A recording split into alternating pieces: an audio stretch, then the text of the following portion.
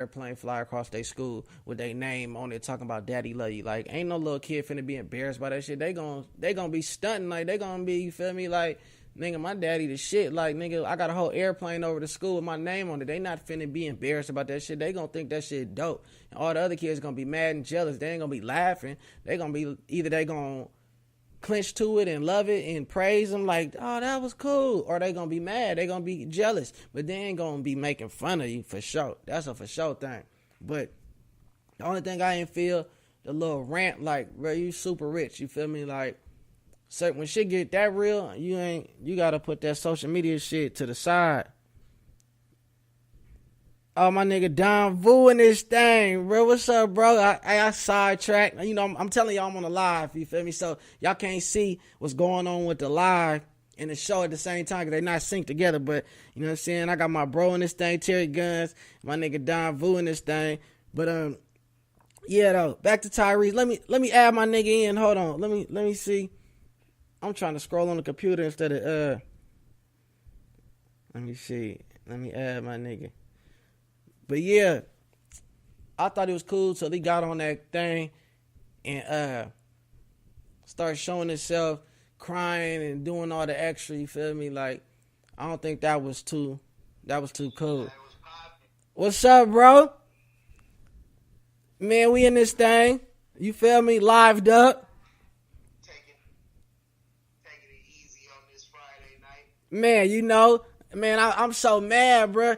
I tried to get to the liquor store. I seen the Arabs in the parking lot. Nigga, they locked up. They shut down the liquor store at like 11:30. You gotta go, and I wasn't trying to go to the club. I wasn't trying to go to the bar. I was just trying to, you feel me, give me a little bottle for the podcast. And man, they wasn't fucking with me. You know what I'm saying? But shit, what I'm talking about right now, I'm finna call you. But what I'm talking, since they can hear me on the live, but they getting the live feed from the mic. But what I'm talking about is Tyrese, you feel me? You know what I'm saying? We got kids. We got some shit that be happening, you feel me? With baby mamas. I ain't gonna go too deep, but we all go through shit, you feel me, with our baby mamas. You know what I'm saying? So I was feeling what he did and having a little airplane go over the top of the school saying, daddy love you. You know what I'm saying? The court said he can't see his daughter until after the decision. So he's in the airplane. Everybody like, this nigga going crazy, losing his mind. But nigga, that's kind of dope. I don't think that's a bad thing. I don't think it is either, because in reality, you feel me, like, he basically trying to show he genuinely want his daughter back. You know what I mean? Like, everybody gonna look at it like this, you feel me? Because we live in the time we do right now, they're gonna say, oh, he's soft, or, you feel me, he breaking down, he on some female shit, crying, whatever like that at the end of the day. But, you know what I mean? Just being able to still be Tyrese, you know, and show that he's still human anyway, he actually do care about his children. You know what I mean? That's a different step from most of the niggas that's in his position anyway. Exactly. Nigga, just think if you was 10 and you seen a whole airplane come over the top of your school at lunch and say, daddy love you, you gonna be like, nigga, my daddy with the shit. Fast and Furious just came out, nigga. Your daddy famous. That's kind of dope. You sure ain't finna run and cry and be embarrassed. You might be like, man, Pops, yeah, you doing too much. But at the end of the day, you gonna be happy. Right.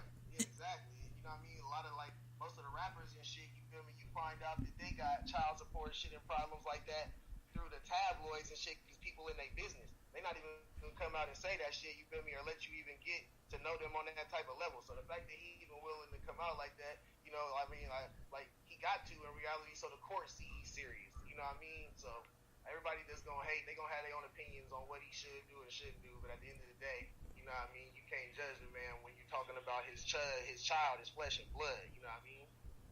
Exactly. And then I just think like he might have not should have did the crying thing like that, because it seemed acted. When you around a nigga that act and do these movies and all this shit, when he went from crying so hard and then got serious, it was like, I don't know. You feel me? I feel where he coming from. I feel the airplane, but I just felt like And then we talk about, can I do this? Is this the amendment? Is this going to go against the amendment? That's the part I wasn't feeling. I got his back because, nigga, at any given moment, any day, any real nigga could go through it. Because every fly nigga from every city, I don't give a fuck who you is, nigga. Every nigga that is popular, got something going for himself, either got a baby mama that's crazy, had a chick get pregnant that's crazy, she might have had an abortion, or you got a side chick that you can't get rid of that's crazy. But every nigga that's popular in every city in America got an issue with some crazy female some way. We ain't gonna incriminate ourselves or talk about none of our personal situation, so we just gonna say crazy. We ain't gonna say how crazy and what way, but we all done dealt with a crazy bitch. You feel me? Every nigga that's somebody done dealt with a crazy bitch. So if you a nigga that's been in any type of big music scene, anything, if you done did music, art, movie, anything, you feel me? Even niggas that bang, you feel me? If you a part of some shit, you know what I mean, that's popping, and you dealing with the females that's around that shit that's popping, you done dealt with some shit, period. Real talk. Exactly. And so we know, like, niggas think that shit funny, but just to go on with what we just said, nigga, that could be any of us any day. Now, I'm not gonna be on there crying like that. I'm probably gonna cry, but I'm not finna be on Instagram live crying like that. You feel me? Where everybody can make a joke of me, because we know what social media do to niggas' careers these days. You feel me? But I'm gonna get on there. I'm gonna spill my piece. I might even be teary-eyed, but I'm not finna do the boo-hoo, I just got my ass whooped and my butt still burning cry. Yeah, what it is Tyrese an actor, so everybody gonna take it as theatrics. You feel me? They gonna say this nigga doing hella much, you know, trying to get some attention or trying to get a favor in his case or whatnot. You feel me? So, you know what I mean? That's part of the problem why he kind of can't do it the way he did it. He don't got that same freedom no more, but that just comes with being famous and having money. There's certain shit you got to go about differently than if you're just the average everyday person. That's real. That's real. I think he probably, yeah, you're right. You made a good example off that shit. You feel me? I feel it. Yeah, shit get real. My nigga do be macking in this thing. That's bro, that was on the second episode right there. You feel me? What's up with it?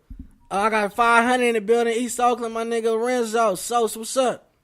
I got family in this thing, man. You know, these my real relatives on here. And the person that's been talking, that's Terry Gunz, man. That's my best friend. That's my brother, man. You feel me? You know what I mean? He done made most of all the beats for the last, damn near 2-3 projects that I done put out. You know what I'm saying? Oh, Renzo, he done made that, he made that beat for that Day One with me and Gotti. You know what I'm saying? This my nigga made mostly all the slaps that I done had in a while. Slapping you and Moses, that demo. Oh, yeah, he did that slap with Young Moses, too, demo. That's another 500 nigga, man. You know, I been, hell yeah. You know, I've been trying to get diverse, like, I don't even really be putting too much Oakland shit in my music, you know what I'm saying, no more, because I feel like I ain't out there like that, so I don't really be trying to push that line, but, you know what I'm saying, like, niggas know what it is, though. I'm just, you know, so I'm older now. I respect the niggas that's active in front line, you know what I'm saying? But, yeah, that was some real, then most of my Oakland songs came from this nigga, you know what I'm saying? He from Sac, but most of the songs that's really on some town shit, the beats was by him, you know what I'm saying? Real shit. Hell yeah. You know, and niggas is on the bigger things and the same shit at the same time, but on a bigger scale. Exactly. Oh, hey, that nigga, you see, can you see the comments? That's Willie Mackin. That came to the house with the smacks and shit. I be trying not to incriminate us on this show, but you know, he came through, you know what I'm saying? We was on the Mac Dre hype, you feel me? That was 2013, you feel me? Yeah. No harm, no foul. Right before I left. Yep. Mm-hmm. Hell yeah. All right, look. I'm finna, what I'm finna do, I'm finna pause the show, keep the live on, and then, I'm finna, matter of fact, while you on the live, cause the people on the live been on the Carter shit, so what's the dopest Carter album? Because on my Facebook, that I asked everybody probably like an hour ago. I don't know if you've seen it. The dopest Carter album is number 2. Number 2?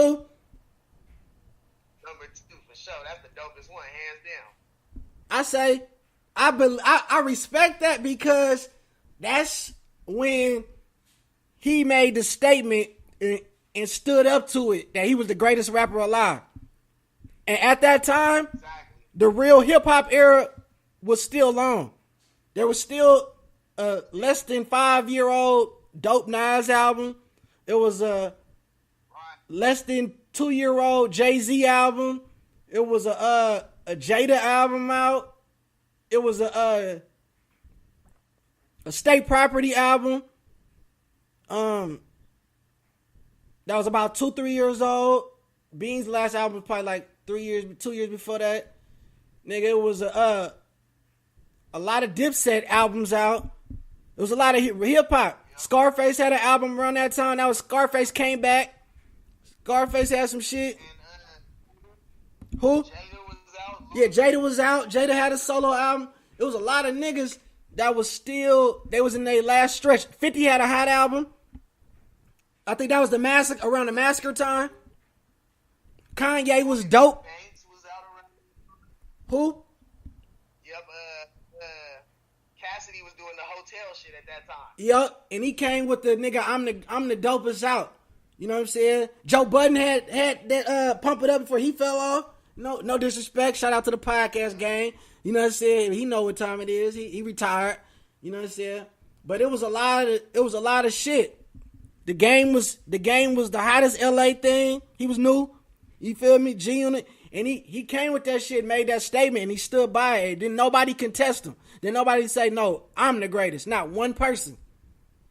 Jay didn't even contest it. He just quietly came back. Ain't nobody fuck with that fly in, fly out outro shit that he did on there since then, you feel me, as far as the album. Yeah. And it was real hip hop. That album, he didn't sound like a down south rapper at all. That album, them beats, Hell no. he had Corrupt on that thing. He had some different features, not even the normal people that he used. Like, a lot of the people from Carter 3 was on 4. Yeah, he had Robin Thicke, Corrupt. He had hella people on Yeah. that. Yeah. He set the trend. He set the trend to change the game, and he tried to bring that cocky shit back, but everybody got scared. It kind of fucked up the game because he went for that real hip hop, like, nigga, I'm the shit. Like, contest me, but nobody contested him. You know what I'm saying? That could have been it. That could have saved the hip hop, but nobody contested him. Look, you had Lil Wayne talking about he the best rapper alive, but you had Eminem, who was probably the best lyricist, but he just wasn't. He was saying he was the king, but he wasn't saying he was the best rapper alive. And then you had 50 and Jada and them having they beef and shit at that time. Fat Joe and all that. Oh yeah. It was like 3 little individuals, and Kanye West too was in that shit. You feel me? Kanye West was in that shit too. Remember they were supposed to have like a whole ass pay-per-view. Oh yeah. Yeah. So at the same time, you had like 3 or 4 little different separate areas of groups where niggas was saying, you know, I'm the best rapper alive, or I'm the best at this shit right now. You know, put up your money and all this shit, but nobody's shit really like went as hard as Wayne's. Like, it wasn't really. I mean, to me, like 50 dropped a classic album. Don't get me wrong, he sold a lot of records and his shit slapped. You know what I mean, all the way through. But as far as lyrical content, out of everybody that says they good, that was probably the best from that year. Yeah. That sale period. That's true. Yeah, but see, it was a lot of shit out it was a lot of shit out on the West Coast too. That was dope. That just we wasn't getting no love at all at that time frame. Period. We wasn't getting no play. Just the hypey movement getting out in the world. Yep.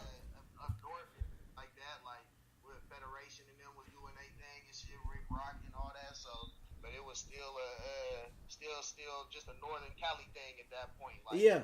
You know what I mean? that was before Mr. Fab was going to the East Coast and rap battling niggas and doing shit like that. And, Yeah. you feel me, was